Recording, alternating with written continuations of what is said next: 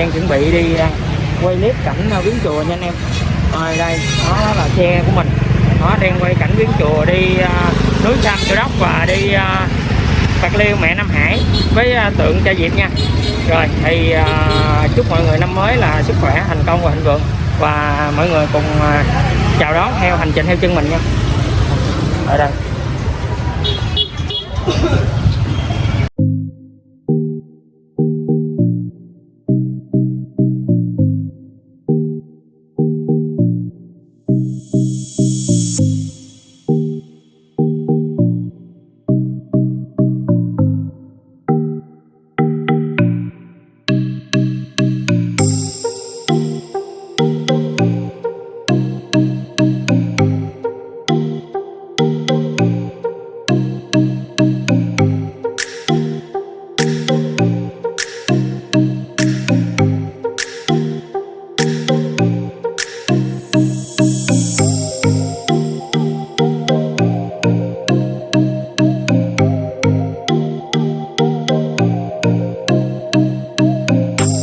anh em nha, hiện tại bây giờ đang là 11 giờ 30. Mình đã đi đến Tiền Giang, đến địa phận của Tiền Giang. Thì mời mọi người cùng theo mình vào ăn cơm nha, có thực mới vượt được đạo. Rồi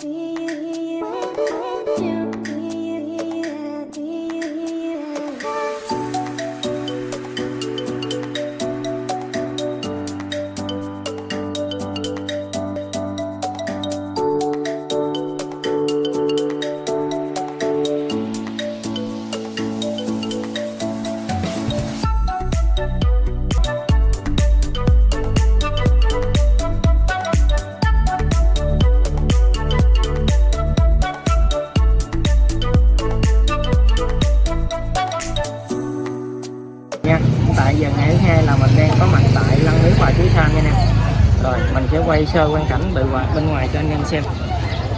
Đây là thì giờ bắt đầu mình sẽ vào lễ Phật, mình sẽ quay quang cảnh ở trong cho anh em xem.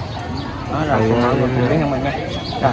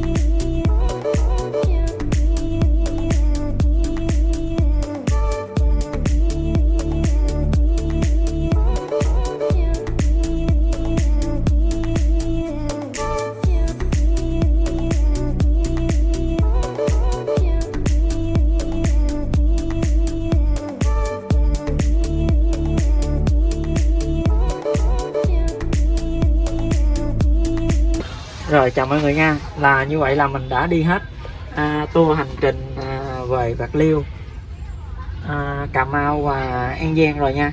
Thì mọi người nếu thấy hay hãy like, share hoặc để lại bình luận dưới phần mô tả video này. Và các bạn hãy nhớ bấm đăng ký theo dõi kênh của mình để cập nhật những video mới nhất từ mình nhé. Và bây giờ xin cảm ơn, chào, tạm biệt các bạn và hẹn gặp lại các bạn ở những video tiếp theo về du lịch của mình. Xin chào.